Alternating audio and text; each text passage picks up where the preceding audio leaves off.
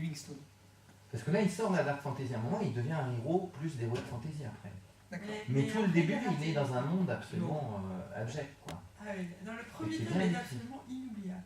Il dit qu'il y a un univers souterrain fait de noirceur, de complot, de méchanceté, mais c'est absolument unique. C'est-à-dire qu'en fait, il n'y a pas un seul personnage positif, si le paria, qui est le héros, qui est à peu près doué de sens moral.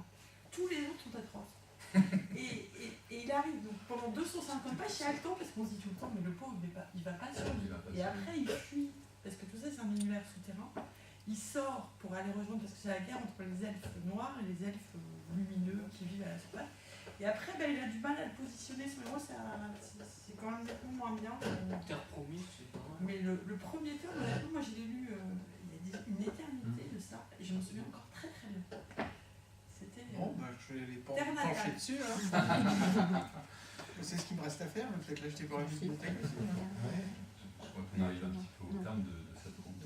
Est-ce que tu vois d'autres choses à rajouter Je pourrais éventuellement vous parler de plein de bouquins, mais après, moi, mon plaisir il est là, il est de parler de différents bouquins, mais effectivement. Vous avez parlé uniquement de divertissement. Moi, je considère que pour les adolescents, l'intérêt, c'est aussi le côté fonction symbolique, initiatique. Le fait qu'ils ont à passer l'adolescence, ils ont à passer l'âge adulte, et que ça les aide. C'est pas uniquement du divertissement. Parallèle que je faisais moi avec le manga qui était on parlait aussi de le fait d'identification, et que le personnage, comme dans La Belle Gaïade, ce personnage-là va atteindre l'âge adulte. Il y a cette émancipation qui s'opère, et effectivement.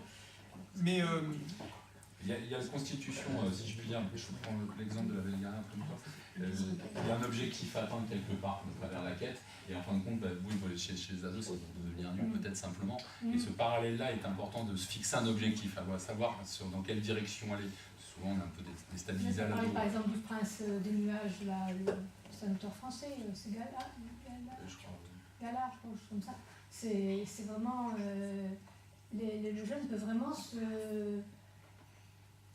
mettre dans la peau. Se mettre dans la peau et vivre les épreuves qu'il vit en tant que cadeau, oui, que jeune endosser, adulte, voilà, grâce à ça.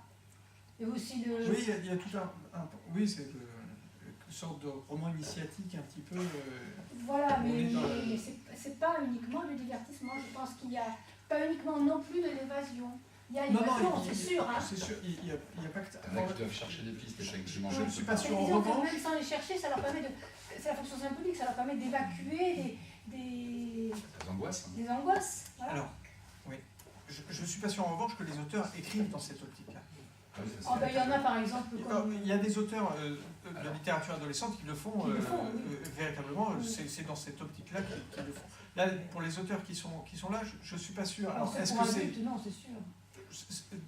Enfin, c'est pour les adolescents, le disent. Oui. Alors, est-ce que ce qui est important, c'est c'est sûr que ce que reçoit l'adolescent, ce qu'en retire, c'est effectivement important. Mais étant donné que l'auteur n'a pas forcément été dans ce sens-là lui-même. Oui, mais moi, à mon avis, c'est la littérature qui a été faite dans cet esprit-là qui a cette fonction-là. De toute façon, la littérature, on est d'accord, a cette volonté ou cette ambition d'ouvrir les portes. Je ne pense pas que la dark fantasy les aide à passer... non, les amateurs, c'est autre chose, c'est pour adultes, c'est pour... ça a aussi une autre fonction symbolique, mais pas pour... c'est pas tout à fait le même but, je pense. Pas le même but. Non, mais après, chacun aussi retire dans la lecture, on a tous, c'est le côté magique de la lecture, c'est qu'on retire tous des choses qui peuvent être très différentes à la lecture d'un seul et même ouvrage. Ne serait-ce que les images, j'en parlais dernièrement avec une personne, ne serait-ce que les images qui sont générées dans nos têtes. Il y a des mots qui sont les mêmes, et la représentation mentale qu'on va se faire de ces mots-là, c'est complètement différent d'une personne à l'autre. Et c'est ça la magie de la lecture, et pourtant, ça véhicule aussi effectivement des idées... Et Pratchett, au-delà de l'humour, il y a la critique de notre société dans chacun des trucs. Mais justement, ça passe par un humour fantastique, quoi. Mais ça n'empêche qu'il nous met devant le fait accompli de nos... C'est-à-dire, c'est vrai, moi j'aime bien prendre le pendant du pouvoir pouvoir royal, on peut avoir un totalitarisme ou un royalisme, dans le monde d'Heroic Fantasy, poussé à l'extrême. Je parlais des traits méchants, du trait d'humour poussé à l'extrême, mais aussi au niveau du pouvoir, on peut avoir des abominations pratiquées sur des populations qu'on traite comme des bêtes. C'est ce qui se passe dans Le Seigneur des Anneaux, Sauron, c'est un petit peu ça, quoi, on va dire. Des choses comme ça. C'est donc peut-être une espèce pardon, ce que je veux dire, c'est que c'est une espèce de peut-être de pendant de notre société qui est une espèce où on peut peut-être dénoncer quelque chose vers lequel il ne faut pas aller, quoi, simplement aussi. Voilà.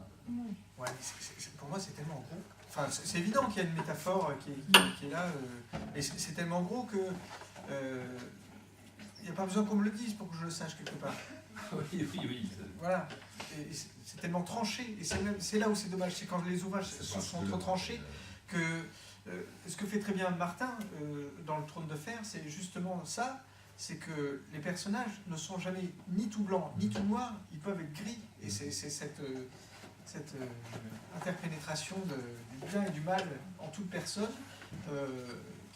J'avais écouté Stephen King ce matin à la radio, qui en parlait très bien, qui disait que on lui demande, la question récurrente c'était croyez-vous au diable, il répond oui, je crois au diable en nous, et au même titre il y a un Dieu en nous.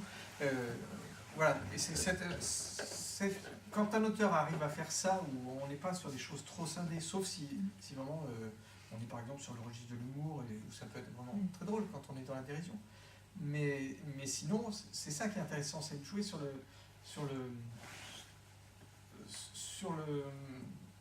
l'opacité un peu qu'on peut avoir. Ce qu'il y a de bien simplement, c'est vrai que c'est une proposition de monde, et à partir de là, on peut peut-être tous y voir quelque chose. C'est le principe de s'approprier une œuvre. Peut-être qu'on arrive à terme. Donc, est-ce que vous avez d'autres questions dans la salle, peut-être, par rapport au genre Heroic Fantasy? Il y a un auteur dont j'ai oublié le nom, mais j'espère qu'avec les conseils que je vais vous donner, vous allez le laisser. C'est un bonhomme qui se situe, au lieu de se situer dans le Moyen-Âge, c'est un Français. Il se situe dans un univers d'Heroic Fantasy au XVIIe siècle. Il y a un grand dragon et compagnie, ça s'appelle les lames du cardinal. Oui, c'est Pierre Pevel. Ah, voilà. Les lames de Willstadt. Ouais, c'est ça, ouais. C'est pas mauvais, c'est un oui, et puis ça touche une époque qu'on n'a pas l'habitude de voir, justement. On croise Richelieu, il y a les dragons, tout ça. Ouais. Non, mais ça peut prêter. Mais c'est pas mal fait du tout. Mais il y a plein d'auteurs, c'est pour ça. Il y aurait Orson Scott Card aussi, qui fait une uchronie, de la fantaisie uchronique, un petit peu où on part aux États-Unis d'Amérique, enfin, la lutte entre les Français et les Anglais. Et on a l'histoire d'Alvin, qui est le septième fils d'un septième fils, qui a donc des pouvoirs. Et puis, il va dévier l'histoire telle qu'on la connaît pour faire évoluer son personnage. Voilà, il y aurait plein d'auteurs. Une italienne aussi, je ne me souviens plus son nom, mais celle qui a écrit Le Dernier Elfe et Le Dernier Orc, c'est très beau aussi, ça, cette histoire. C'est une psychologue. Vous l'avez là, alors, hein? Ah bah oui, mais évidemment, ça sert à ça, une bibliothèque. Mais ce qui est bien, oui, c'est Valérie, alors qu'elle en littérature, on l'a jamais lu. Et ce qui est super, enfin pour nous, en tant que bibliothécaire, ce que j'aime aussi, c'est quand je discute avec des gens qui me parlent des choses que moi j'aime. Parce que j'ai pas la prétention. Sur le métissage justement des races. C'est une psychologue, donc elle a sur l'identité et le métissage. C'est assez intéressant. C'est ce qu'on disait sur On regardera. Voilà, on va aller le regarder. Écoutez. Je vous remercie d'être venu. Je remercie Emmanuel Quentin d'être venu en toute amitié ici ce soir pour partager ce moment d'Heroic Fantasy. Je vais juste vous rappeler donc que ça se faisait tout ça dans le cadre de la thématique sur l'imaginaire de la médiathèque. Je ne sais pas s'il reste quelques places, mais il y a une lecture de texte qui se fera à Sylvain, un petit caviste de Sérignan. Ce mardi soir, je dois avoir un flyer par là, je vais vous le montrer tout à l'heure. Mais il doit rester quelques places, c'est un petit peu plus. C'est confiné l'espace, donc on ne peut pas être très nombreux.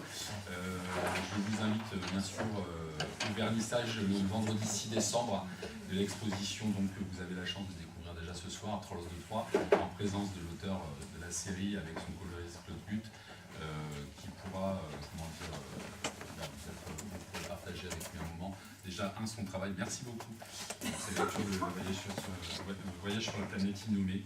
Une lecture qui sera très particulière de Pierre Bettencourt, un livre engagé. Et donc, par rapport à, je reviens donc sur les trolls, le week-end du 6 et 7 sera marqué par la présence des auteurs. Il y aura tant une rencontre vernissage le vendredi soir, que le samedi, nous aurons un atelier de BD numérique, une démonstration live ici sur l'écran, et une séance de dédicace quand même le samedi après-midi. Je vous remercie à tous, je vous propose de partager l'amitié pour discuter encore d'Heroic Fantasy.